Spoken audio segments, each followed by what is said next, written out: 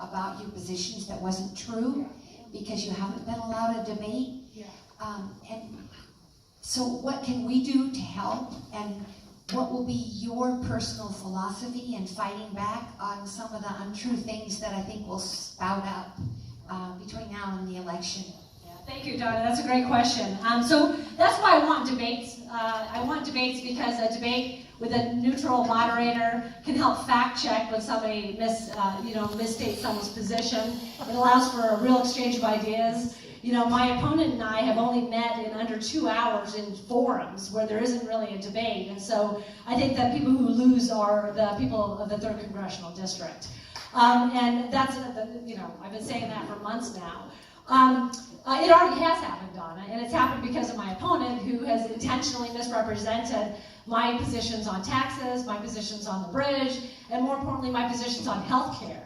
I started out my broadcast campaign, so when we did the commercials, with sort of a, "Hi, I'm Carolyn, I want to help protect your health care. Please vote for me." It didn't have the ominous music and the jarring camera shots, and it immediately was hit with a highly negative and highly inaccurate ad. So I'm running this campaign in the most transparent way possible. My opponent has taken 3 tiny pieces of very large paragraphs that I've said. You guys know I speak in large paragraphs, I'm sorry. To misrepresent my view, to say Carolyn's a liar. And I would say, and I've been saying, I've done 43 town halls. My position hasn't changed. There are people who've gone to those town halls. I've talked to the press about my positions, and I've been very straightforward about it. So I would ask them to fact check my opponent and to call attention to the fact that she's running a very misleading campaign. I also want you to prepare yourself, Donna, because this is just the start, and it's going to get uglier. And I think that what we have a responsibility to do is to talk about how facts matter and integrity matters. And as I said in the forum in Goldendale, I think I got her on both of those. But just know that oftentimes we have a responsibility as citizens to do that fact checking. And it takes a little bit of work, but if you're well equipped with that, you can then talk to people about it and where we stand in positions. And then finally, I will tell you that as a former professor of public civility, I will continue to run as much of a positive campaign as possible. I've done contrast ads, and those are ads about policy. They're not ads that are ad hominem attacks. My opponent has gone after my husband because of his occupation, saying that because he's a pharmaceutical rep, that apparently I listen to what he has to say. And he's a Republican, and I don't listen to him at all. So I think that's kind of funny.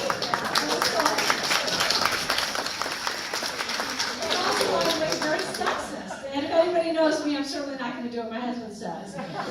She's also brought my family into this, saying that my husband and my daughter don't live with me, so I need to find out who that strange man and child are in my house. Because the fact of the matter is we do live as a family in Southwest Washington. So it's going to happen. She's been very personal. It's regrettable. It's a distraction. Let's work on policies. Let's be problem solvers. That's who I am. That's what I'm offering the 3rd Congressional District, and that's why I'm going to win.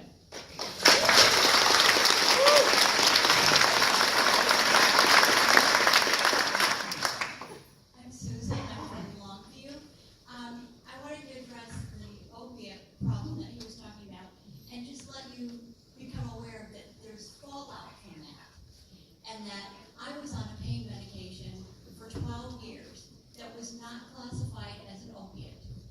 After they started all of this, it was reclassified. I was made to be taken off of it with nothing offered in return because everything is now on that. And my doctor was quite embarrassed because I had to go in and take a drug test. And she said that morning that she had to ask a 93-year-old woman to go take a drug test to get her pain medication.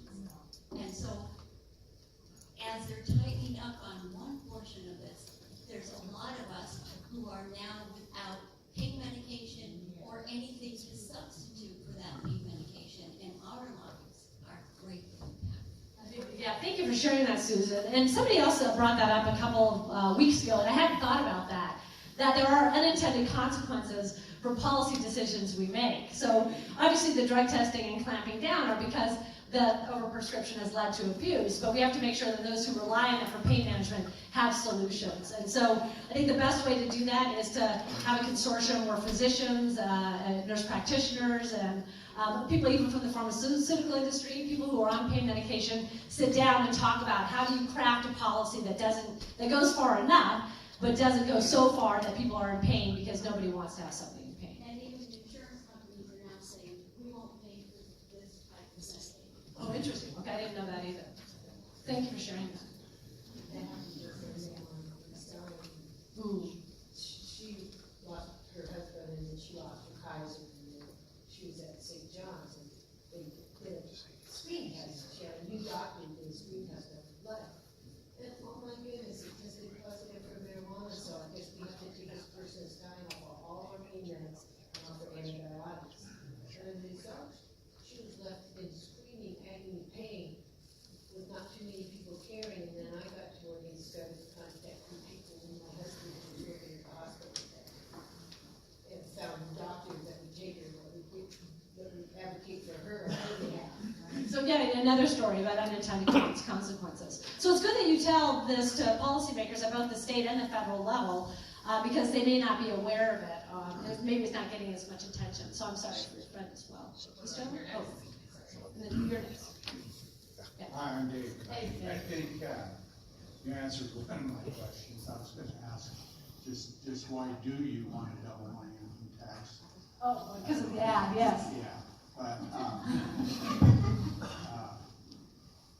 another thing that, you know, you were talking about funding Social Security and Medicare by raising the cap, but there was another idea that was floating around a few years ago about a transaction tax on Wall Street, because a lot of Wall Street isn't really investment, and they make their money by trading, and so the idea was a small tax on each transaction could raise a lot of money, and that could be used for Social Security and Medicare. It's a good idea. I think that Sanders talked about that when he was running for president. I've not given it a great deal of thought yet. I do think we have to, look at how we tax people and whether or not we are overtaxing some and undertaxing others in order to have a more fair system. And the thing that's interesting about that transaction is you're also talking about people who also have been profiting in this economy. And so I'm certainly not saying, hey, I'm in favor of that, I need to know more, but we certainly have to open up the conversation to find out ways that we can have solvent programs. Because this gentleman asked. Okay, sorry, I'm gonna make my answer shorter so we can get into more questions. I just want Council. We've had a threat of a coal dump in this town. And Klamath has their own threat. It's corrupt, Interior Department. I hope most people believe we don't want a coal dump in this town, right? Most people in the room anyways. And so that's pretty important to people. The assault on the environment is pretty important to Democrats. I'm not asking for a solution, but I just want you to know for sure, I don't think that we want to be the gold up of the West Coast. That's an issue pretty dear to me. It's built, right? Yeah. That's an issue that has come up, and one of the things that I understand is that the Department of Ecology has made sure that these projects are being vetted again and again, and so I think that those protections are there. So thank you. It is something that comes up frequently, and there's a variety of positions on it. It sort of ties back to the question about the Paris Accord that we got earlier. I don't know, I'm just pointing. Yeah. Okay. Specifically in national politics right now, do you see the increased demand for ideological purity as a unique problem to an organization like the Democratic Party aspiring to be a big tent organization? Yeah. Oh, what's your name again? Matt.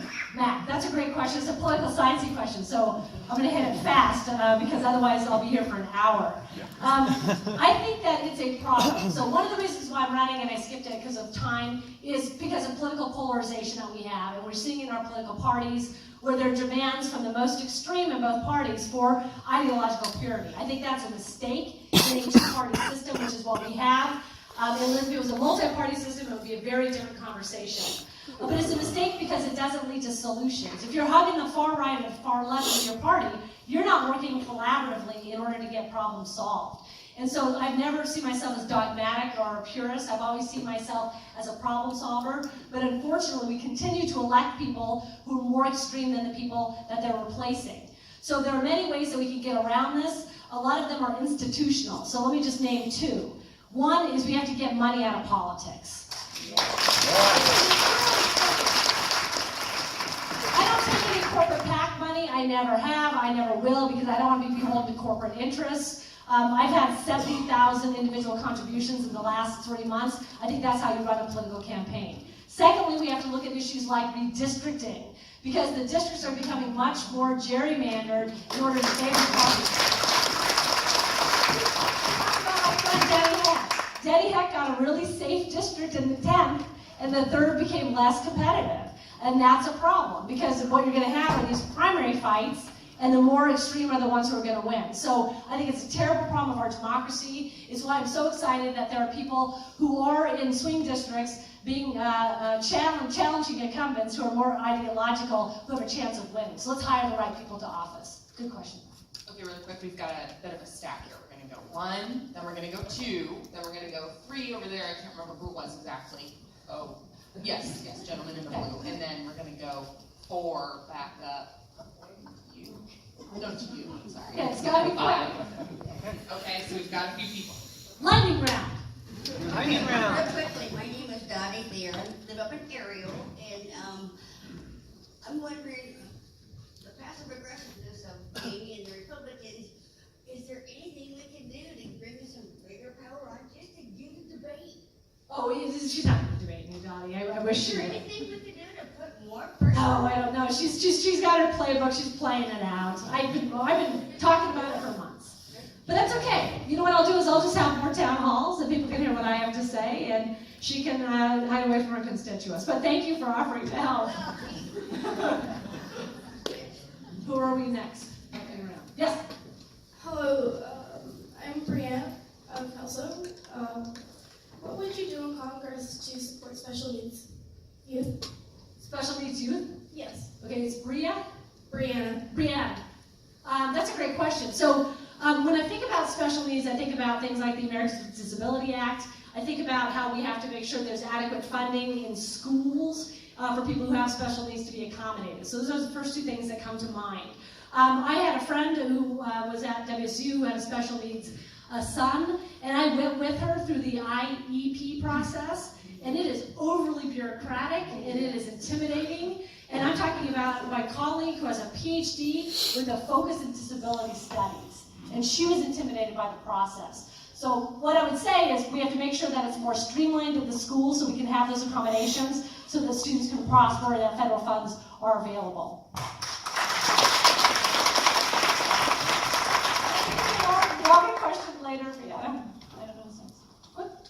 We're going here. Oh, sorry. Sorry, we're going here, and then we're going to the Mike Martin, the wall and immigration. Yeah. When you talk about that. No. So the question is about the wall and immigration.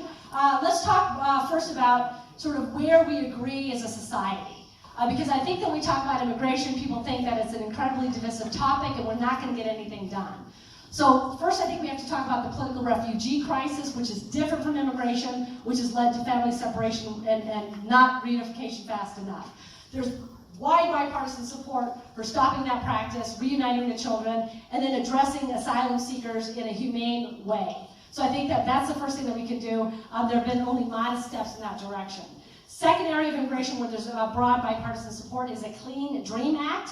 So that's just taking care of the dreamers who we promised that we would take care of under the Obama administration. There's bipartisan support for that in Congress and in the electorate.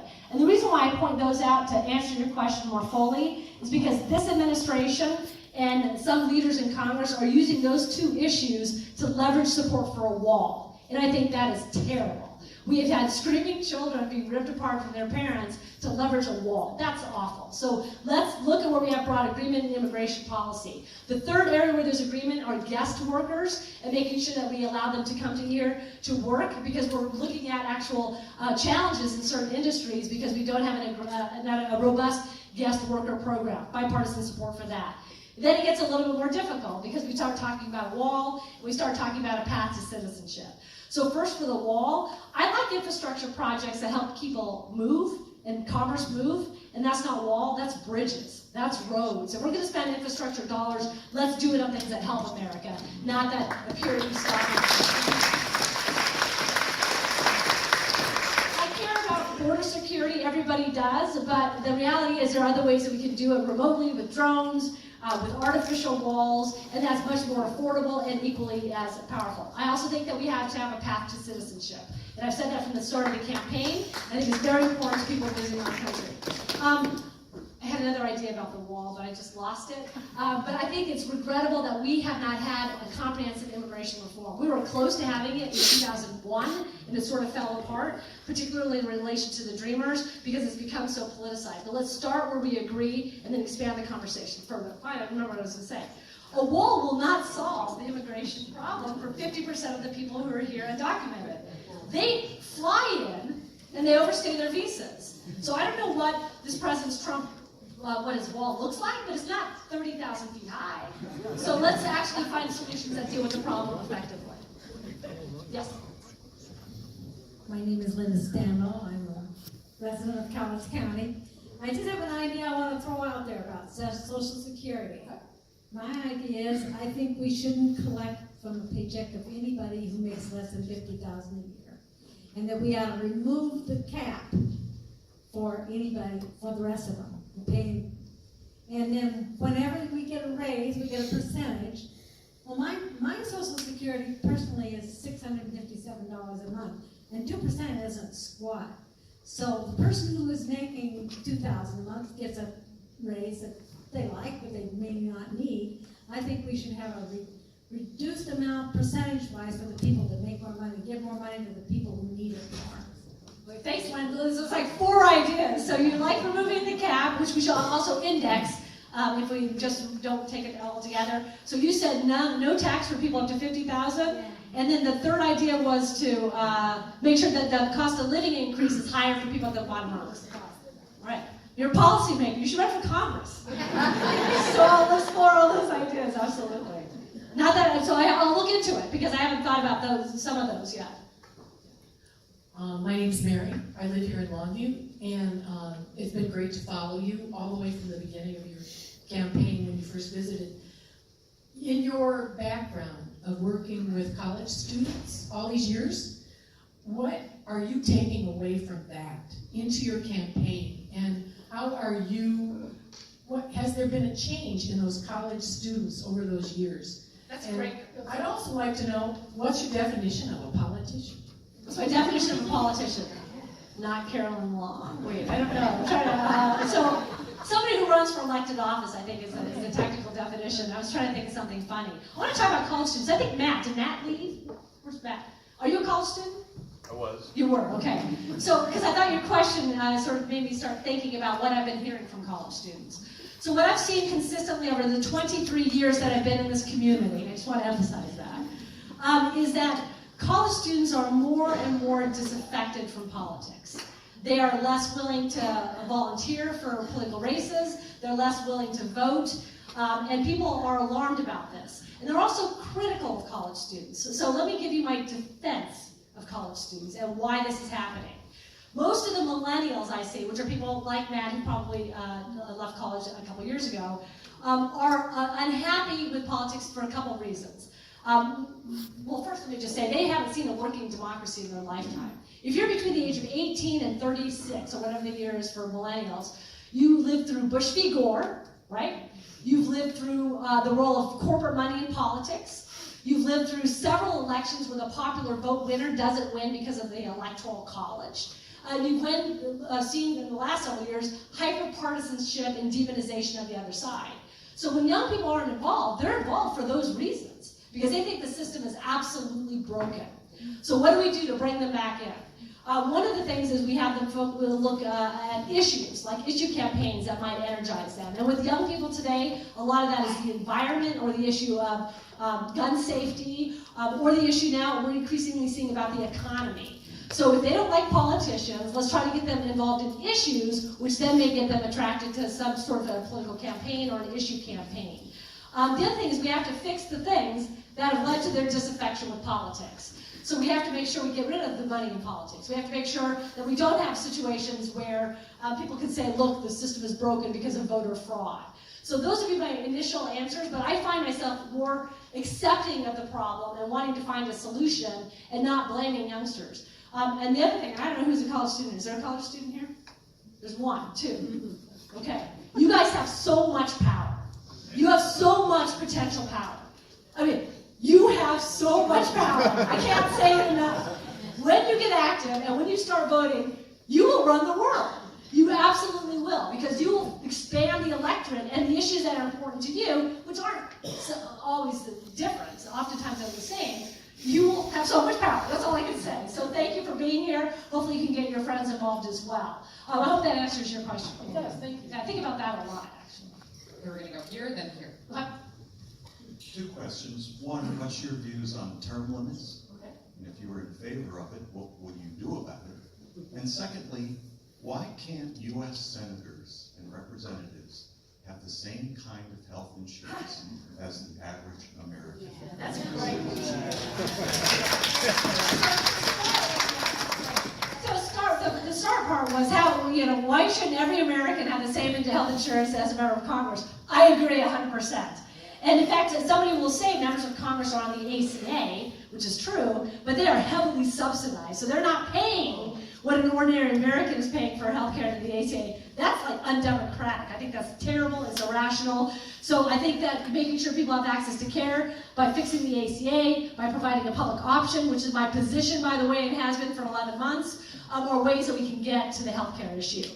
Your first question was about term limits. I'm actually not in favor of them, not because I'm an aspiring politician, but as a political scientist. If you look at states that have term limits, what happens is the power shifts from the representative, because they're newbies more, and it shifts to the staff, and it shifts to lobbyists. And that's a different sort of a problem, because they are not representative of the people. So I'm concerned about term limits, but I think we have them. They're called elections, but we also don't have competitive elections in so many seats that people run for every 2 years or every 6 years. We have to deal with those institutional constraints, and that is money in politics, gerrymandering, etc.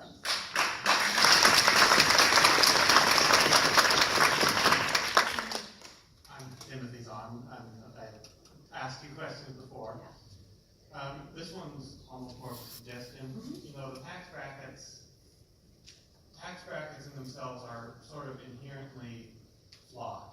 That you potentially could make $1 more and then your taxes jump by several percent, like 10% or something.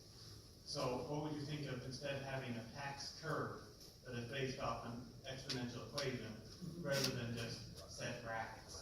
Are you a math major, Timothy? I don't remember. Well, Okay. I've been several. Okay, because I was just trying to get some. So just one minor correction. So I think the tax code is more complicated than it should be. It also gets more complicated when we talk about write-offs. But what happens is we have brackets, and if your salary increases, the higher bracket is only for the amount over that increase. So we kind of already have that, but people don't realize it. So it sort of exists, but it's overly complicated. Does that make sense? So if you're at the $20,000 range, you pay, I don't know what the numbers are, I'm sorry, 10%, and you get to the $21,000 range, and it's higher, let's say it's 15%, you don't pay 15% for all $21,000, you just pay it for that $1,000. Does that make sense? Yeah. Okay. So I think we sort of already have it right now. If I'm mistaken, please don't. I just getting ready to do my taxes. I think it could be a little more, I think there's better equations, but I won't get into that because it can take a long time. And it's math, and it's, I don't like math, but let's talk about it. Oh, I'm sorry, Timothy. One here, anybody else want to? Oh yeah, how do you get the people above? Yeah, yeah. Okay. You're, okay. And I'll repeat it. In talking about, you were talking about preventing opioid use. Yeah. About addressing homelessness, special needs in schools, and the IEP process. I'm a mental health therapist within public schools. And I am trying to get those kids, high school kids, involved and excited about politics, and also trying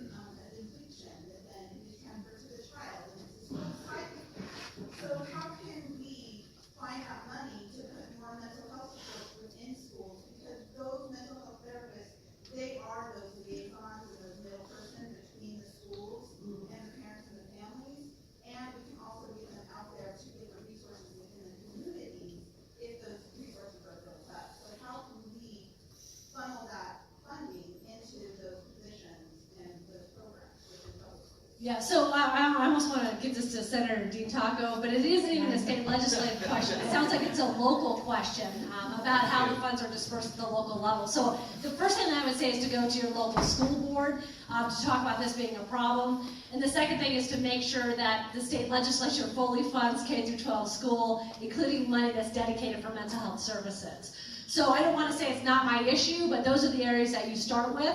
I think there's generally a more global issue that a federal representative has a say in, and that is vouching for mental health parity, which means that we treat people with mental illnesses the same that we would treat them if they have a physical illness. And then the second thing is to encourage more people to go into the mental health field, because we're also looking at a shortage in that area, because what happens is mental health providers are not getting the reimbursement from insurance that pays adequately. And so that's what I mean by parity. So I want to make sure that we encourage more people into the profession. We're also not getting the salaries to pay off our student loans. Precisely. I 100% agree with you. Yeah. And we want to encourage people into those fields because mental health is a serious problem, and it leads to other issues that we haven't even spoken about today. And if you intervene on those school levels, you're actually preventing a lot. Let's talk more about that, actually, because I'd like to learn more. So this is our last question of the day. Very good. So, my name is Sarah from Castle Rock. I had an assumption about you and your academic background that I realized was an assumption, so I wanted to ask you.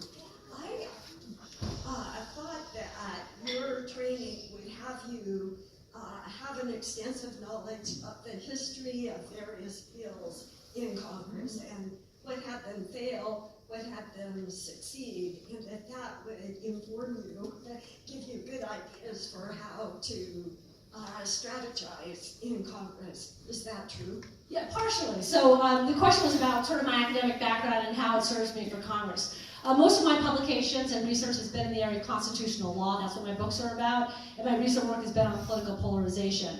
But my training and my teaching is in American institutions and politics. So I do know sort of what's successful, what's not, why Congress is broken, and how to fix it. So just very quickly, I would say that historically, if you look at effective legislation, it's always been legislation that's the result of bipartisan cooperation.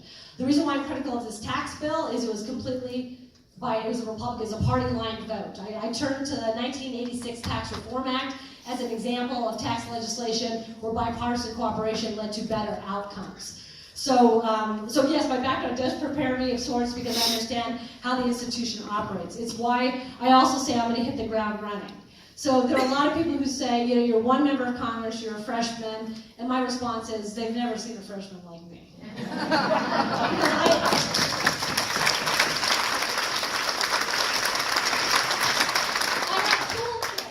Don't. I've got the academic background, I've got my background in civility and cooperation and how to find common ground, and I've got the background in reaching out to constituents to inform me in the decisions that I make. So it has prepared me. It's why I'm having so much fun, but why I think it's also so important for this election, to happen and for you to make the choices. So we're over our time, so a couple of apologies. Again, one, it's only an hour. I'm going to talk to my team about that because I like 90 minutes because you clearly still have questions.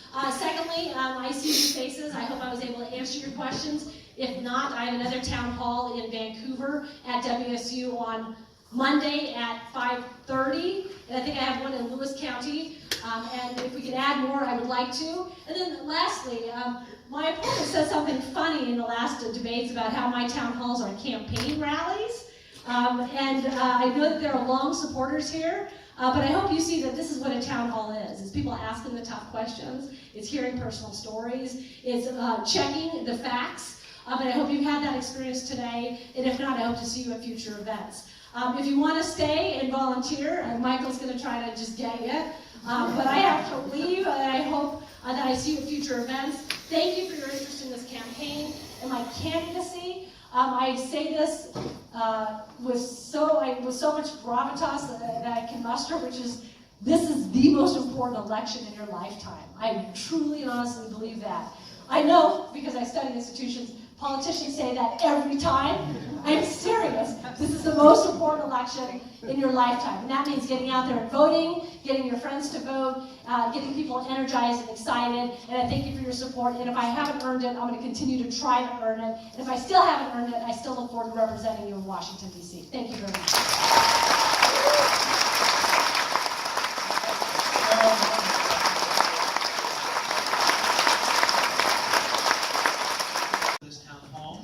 I'm just going to do a little housekeeping before I let the person you're here to see take over. So, as I said, my name's Michael. We're so grateful to LCC for having us today.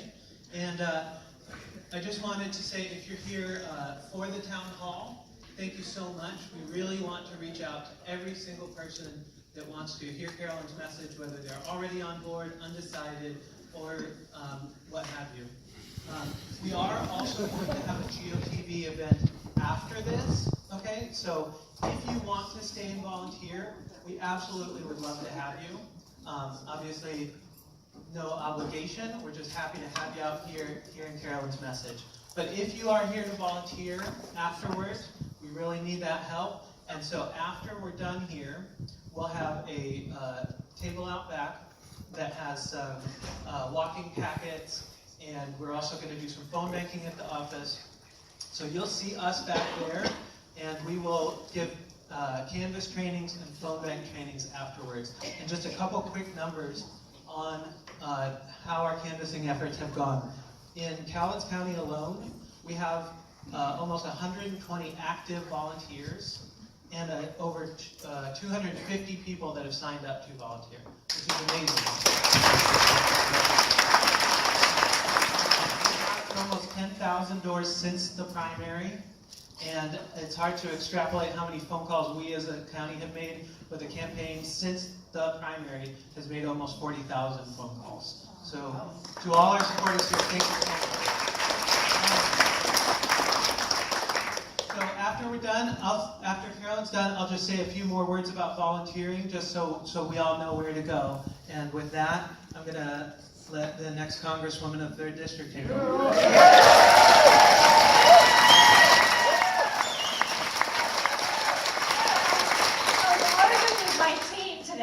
Because I got here right before 1 o'clock. I only have an hour, and so it's less time for us, so I apologize for that in advance.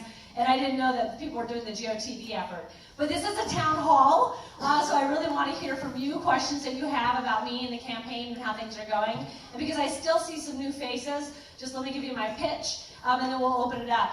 But I want to get to as many of your questions as possible, because I know some of you are coming to this campaign for the first time. For those of you who are already my supporters, thank you for being here as well. I'm not ignoring you. I'm trying to do outreach. So my name's Carolyn Long. I'm here to be Jamie Herrera Butler.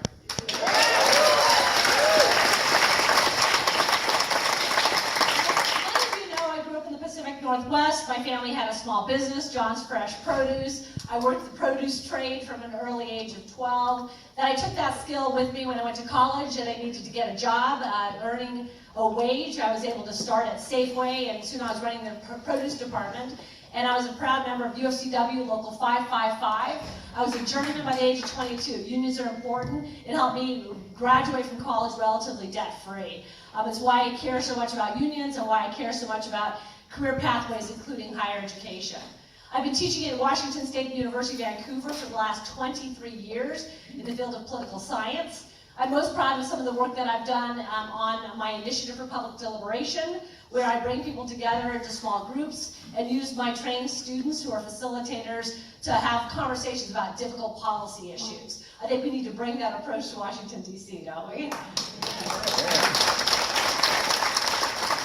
They've been to our forums. We've done things on homelessness, on affordable housing, on issues of race, but it really is an exercise in our democracy at the lowest level, because when we do this properly, we can have conversations about difficult issues and understand that we share some of the same values and beliefs. But I have left that position and my initiative to run for Congress. We launched on the 30th of November, and we're in the home stretch, which is great. It's also great to see such energy in the communities where we're present in. I think town halls are incredibly important. This is my 43rd town hall in front of, I think we're now at about 3,450 people. So that's very exciting because we're getting our word out. It's also really important to meet constituents or future constituents if you're running for office, and to be able to do it in person. Because you'll know that there are very few people who agree with you 100% of the time. For me, the only person who agrees with me 100% of the time I voted for in August in the primary. So the reason why town halls are important is that if we have disagreements, and we will on issues, my vow is to be committed to coming back and engaging with you to talk about why I voted the way I did, for you to have the opportunity to persuade me that I'm wrong, and for us to have that type of conversation. So they're important for candidates, but they're even more important for elected officials, aren't they? And so I like to contrast my approach to that of my opponent, who doesn't hold these live town halls, and I think that's a missed opportunity for her. Because you hear what the constituents and what the voters are talking about in these town halls, and you have that personal contact. So with that, I want to hand it over to you to ask me questions. I think we have a mic. Do we have a runner? Me and Michelle. 2 mics, and we have 2 people. So look, we're going to be as efficient as possible because we only have 52 minutes right here in the front. And if you could tell us who you are and where you're from. My name is Sandy Singleton. I live in Kalama. On your little card it says protect Social Security and Medicare. Yeah. Okay, well, I'm of that group. How are you going to try to go about that? I mean, gee, we got a 2.8% raise this year. You know, how are you going to go about trying to protect it? Sure, it's a great question, Sandy. And it's one that's on my mind quite a bit because 2 or 3 days ago, Mitch McConnell said, I'm a little concerned about this debt and this deficit. I think we have to look at Medicare, Social Security, and Medicaid. So what I'm going to do is protect those programs from the Republicans who are suddenly becoming fiscally responsible, and they're talking about cuts to those programs. I'd ask also that you look at the ways in which we can make sure the programs are solvent. So let's look at Social Security in particular. There are predictions based upon how we're aging and how many people will be collecting Social Security, that at some point we'll be putting out more than we're taking in, because it's the current people who are funding, obviously, those on benefits. So I think we have to look at the cap that's currently at about $126,000, and beyond that, they don't collect money for Social Security. If you raise that cap rather than fiddling with people's ages, that's going to provide more funding into those programs. So that's one of the solutions that I've been talking about. But I think we have to be very vigilant right now, because there was a tax bill that was passed only by Republicans, and that tax bill is contributing to the deficit and the debt. And it's contributing to what will be these conversations come November about cuts to our programs. So I would ask you, Sandy, the same question that I ask all people. Who do you trust to protect Social Security and Medicare and Medicaid? Do you trust the Democrats, who historically have done so? Or do you trust the Republicans, who historically have not? And if you trust the Democrats, then you're going to vote for Carolyn on my help in a few days.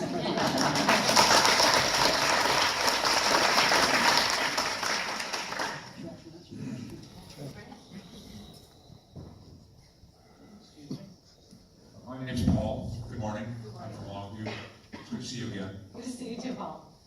Some say that when the Democrats take over the House that they should engage in hearings for impeachment.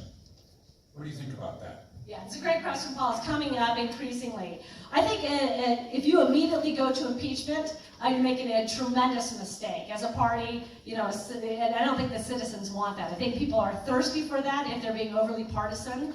But we have an investigation going on. I think that Mueller's done a fantastic job in being quiet about the investigation and being able to do his task. So I think any arguments about moving forward, about impeachment are premature until we have enough evidence that there's been impeachable offenses. So I would put the stops on it, and I would like to say that many of the leaders in Congress are also saying we shouldn't immediately hold impeachment hearings. Do you know who's saying that? Who's saying that the Democrats? The Republicans are. So the Republicans are trying to say, don't allow the Democrats to take back the House because then the president's at risk. But most candidates and members of Congress I've talked to say we have to stick with the investigation and stick with the process. And I think that's the right thing to do. Let me also say that I hope it doesn't happen. I hope we don't have impeachment hearings because it would be very difficult for our country. It was difficult in the 90s when Bill Clinton was impeached. And we are so polarized right now. It is so divisive right now. It's just going to get much, much worse if that happens. If the investigation shows impeachable offenses, I hope that the president would do the right thing and resign and save our country from that experience. I don't think it'll happen, but that would be my hope. Does that answer your question? Yeah, thanks, Paul. There's two in there. So you get to first, and then There we go. Hi, Carolyn. Hey. This is Dean. I was really concerned about the national debt that we have, and then after this tax thing went on a few months back, that makes it even bigger. I am really getting concerned about what that's going to do to future generations. What are your ideas? Yeah, it's a great question, and I'm also concerned as well. So let me talk about the bill, because I didn't in answering Sandy's question to the extent that I want to, and then about how we're going to do something about it. I think that the tax bill, which gives 82% of the tax savings to corporations, and that tax cut is permanent, and to the wealthiest Americans, is a problem. Because those are the people and the businesses that have been profiting off of our economy for decades. And there's no proof, really, that the money that they are saving is going to go back into family wage jobs, is going to go back into doing things in the company to build the company. In fact, all of the evidence seems to suggest it's going to dividend checks for stockholders, and that the wealthiest aren't having a generate in the economy. Trickle-down economics has never worked. I don't know why we expect that it was going to work now. That said, and this is where I'm once again being mischaracterized by my opponent, there are parts of the tax bill that I think are good. In particular, tax cuts for small businesses and tax cuts for working families. Because working families are the ones that need assistance through tax cuts, not necessarily corporations and the wealthiest individuals. So I want to keep in mind that even though I am against most of that bill, there are parts of it that I'd like to preserve because they are proven to be stimulations for the economy.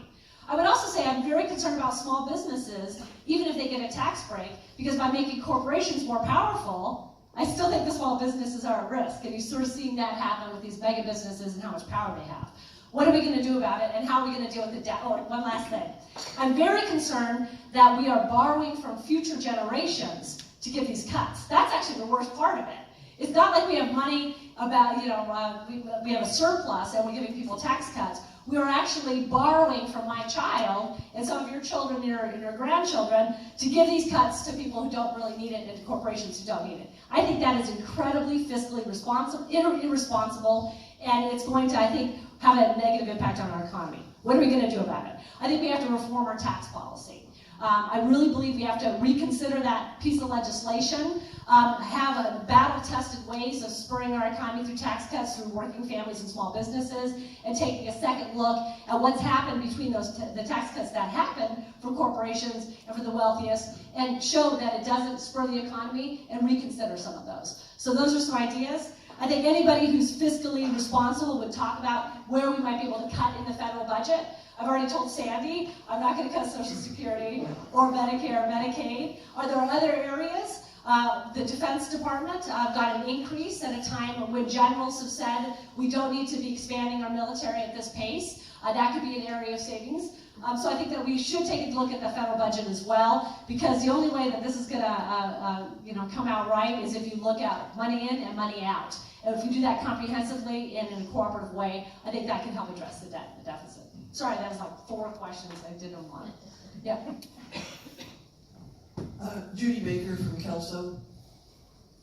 I've heard you talk before, and I'm pretty much in agreement with about everything you say, but one forum, when you were speaking on veterans health care, I have a little disagreement with you on how we're going to provide veterans health care, especially for rural areas, because we have veterans who live in rural areas who have to travel long distances to get to health care. And I'm wondering if you have rethought some of your ideas about that. I don't remember what I said where our area of disagreement was. Was it over the Choice Act?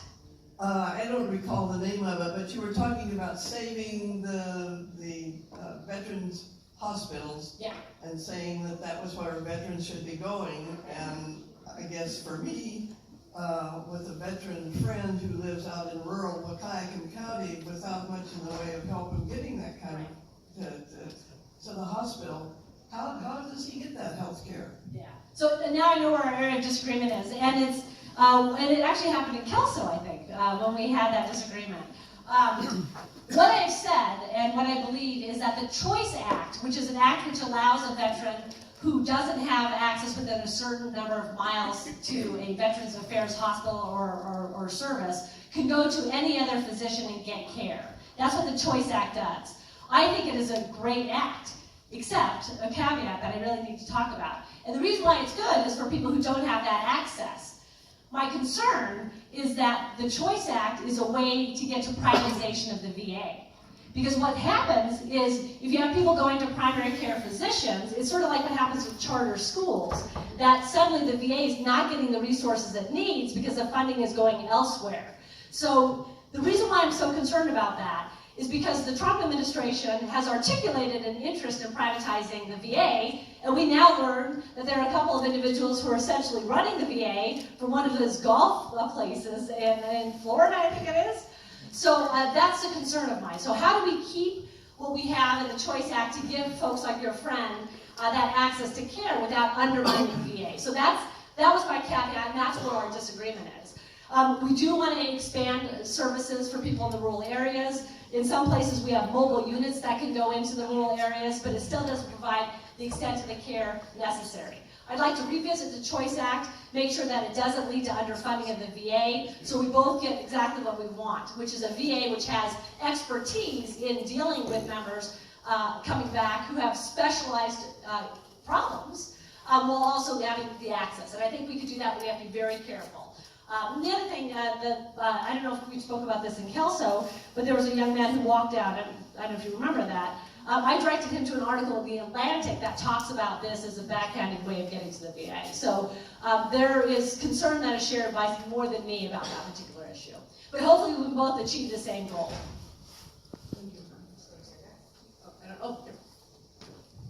Hi, Carolyn. Suzanne Arnitz from Longview. I'd like you to briefly tell us who have been your mentors locally and at the DC level to help you ultimately run such an enthusiastic and dynamic campaign. Oh, that's a great question. I like new questions too. So Suzanne, I would say that my mentor locally was the late Pat Cuban. So I've told this story before, but Pat reached out to the campaign, I think right after we had filed with the FEC, so we hadn't even declared. And I don't know if he was just looking at the FEC reports or what was going on, but it sounds like Pat. He reached out to us so early, and he was so helpful in talking to us about the district, about certainly this community, and about how to run a successful, positive campaign. So he has been somebody who's been in the back of my mind since we started this race. And then there have been people who've been with me from the beginning. I've got Laurel Murphy there, super volunteer, who personally has made, I think, half of those 40,000 phone calls. Senator Dean Taco was with me early on, and I'd say I'm going to start naming people and I'm going to forget you, so I'm going to stop naming people right now. But so many people, Jim Stonier, who also was with me and Pat early on. So those are the people in this particular community, and the number of people continues to grow because we're transparent in what we do, we're receptive to advice, and we try to get as many people as possible on the Carolyn campaign. In DC, I would say that the most helpful person has been Denny Heck. Denny, of course, ran against my opponent in 2010, so he really wants to take this seat back.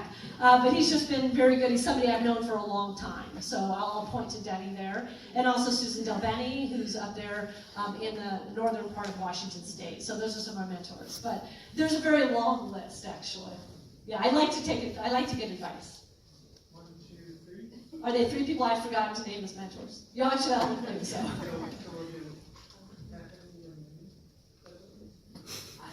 I'm Catherine Burcham, and this is kind of a tough thing, but I'm a survivor of rape, and I would like to know how you feel about the Republicans letting the Violence Against Women's Act lapse. So first of all, I'm sorry, Catherine, I'm sorry for your trauma, and to share this publicly is hard, but I think it's good so people know about the violence that is in our own neighborhood that they may not know. So my thoughts are with you. I thought when we passed that act, and I believe Joe Biden was somebody who really led that effort, we were saying something as a country, which is that we're concerned about this issue, that violence against women has an economic impact on our communities, and we have to do as much as possible to protect everyone who's a victim. And I also know as a social scientist that your story is not a rare one, and something like 1 in 5 women, which I think is an undervote, or I think it's more than 1 in 5 women, are the subject of some sort of abuse. And so I'm sorry it's lapsed. I think we need to call attention to it and maybe open up the conversation and address the Republicans' concerns, but definitely get it back up and running.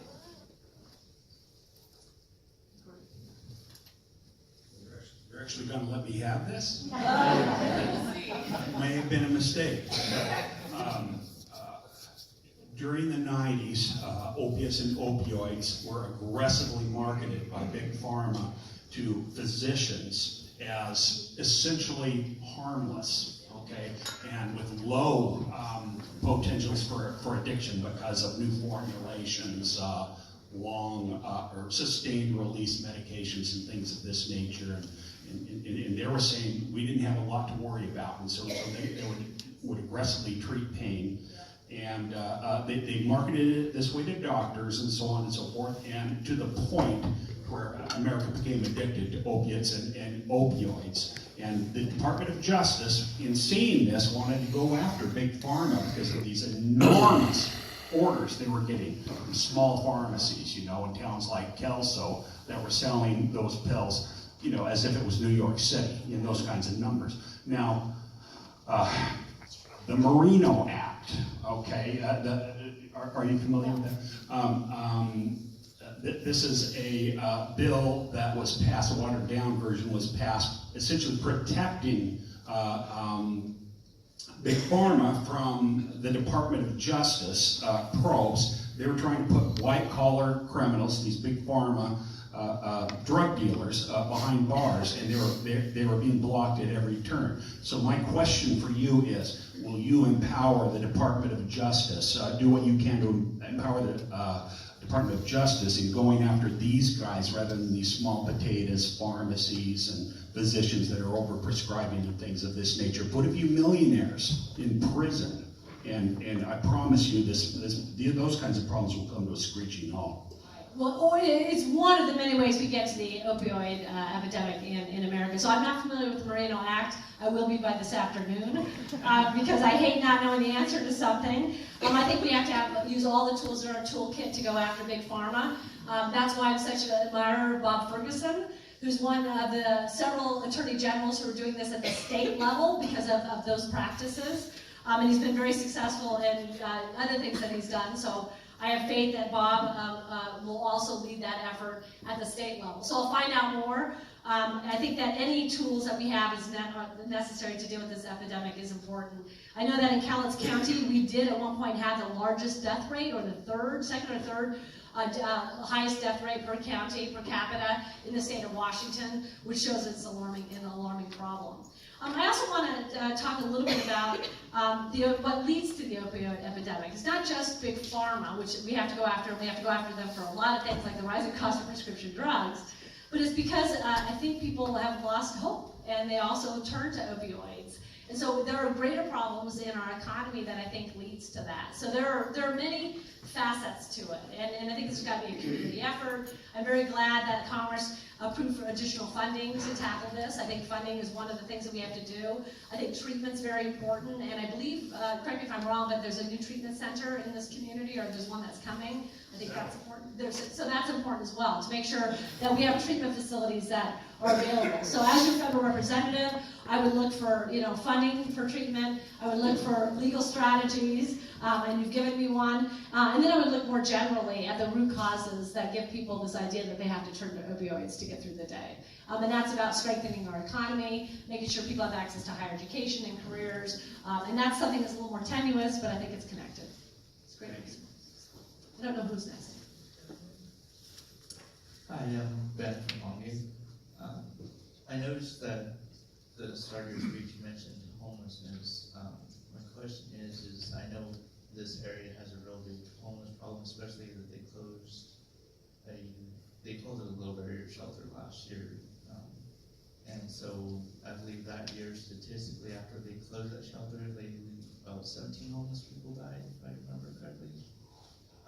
My question is do you have any ideas or solutions to kind of curb or solve these homeless problems? Is it Ben, you said? Did we meet at the fair? Or, that's what I thought, okay, it's such a small world. And we talked about this a little bit, so thank you for coming. Because I don't think I've seen you since then. And that was a few months ago. I was aware of what happened with, is it Love Overwhelming. And the reason I was aware of it is my initiative for public deliberation did facilitation around the issue of homelessness because we knew it was so dramatically affecting communities, including this one. The issue of homelessness is a difficult one because, like opioids, it's multifaceted. Sometimes it's inadequate access to affordable housing, which is something the federal government needs to step up, and actually under Senator Cantwell did, in terms of more funding for affordable housing. For some communities, it's lack of access to mental health care, which has led to maybe losing a job or not having access to certain employment, so we have to fully fund mental health. For others, I wanted to go for the back, it's about veterans, and maybe we have veterans who have specialized needs and they find themselves on the street. As a federal representative, I think the responsibility that we have is to provide as much funding as possible in those areas, because I see that homelessness is very much a local issue, and that the people in the local community are often best suited to find out the best way to tackle that policy issue. So my knowledge comes from sort of being in the community and sort of seeing it and thinking about it, but really it's about federal funds that come to help out. But to know that a lot of it is tied to these other issues. Let me just tell you that in addition to the national issues that come up, Social Security, Veterans Care, taxes, the tax bill, the issue that's come up consistently in my 43 town halls is the issue of affordable housing. And it's not just in the urban areas, it's also in the rural communities. So I mentioned that we got an increase in money for affordable housing through Senator Cantwell's efforts. The Department of Ag is the area of the federal government that actually provides incentives for developers in rural communities, including parts of Cowlitz County. We want to make sure that that funding is protected as well, because there was an effort to go after it by the Republicans. So it's keeping our eye out on things like that and making sure that we protect and then sort of advance funding as much as possible. Thanks, Ben. My name's Ronnie, I live in Longview, and I want to know how soon we can get back into the Paris Accords. Is it Rhonda? I'm sorry, Rhonda. So the question was how soon we can get back into the Paris Accords. Not soon enough would be my answer. I think that we can remember back a couple months ago when we were told by this administration that he was going to get us a bigger, better deal. So I think that we have to think about that a little, because I don't think we have a bigger, better deal. In fact, what we had was an administration pulling out of the Paris Accords and not finding a replacement. It's sort of a trend with some in the Republican Party. You know, pulling out of things, but not fixing it. Repealing the Affordable Care Act 40 times, not replacing it. So my answer is not soon enough. It's going to have to take leadership by our new Democratic president in 2020. But also having all of us call attention to this issue. One of the things that I find so fascinating about it is how many people, organizations are still going to stick to the Paris Accord even though we're not actually a signatory of it, and because people know how important it is to protect our environment. And so let's have faith in that and then hope that it continues to be an issue that generates people to run for president to challenge this administration. Good question.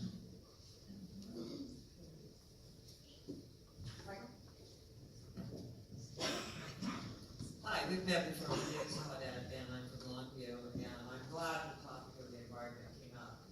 And I know recent polls are talking about that healthcare and immigration are at the top tier, the top two.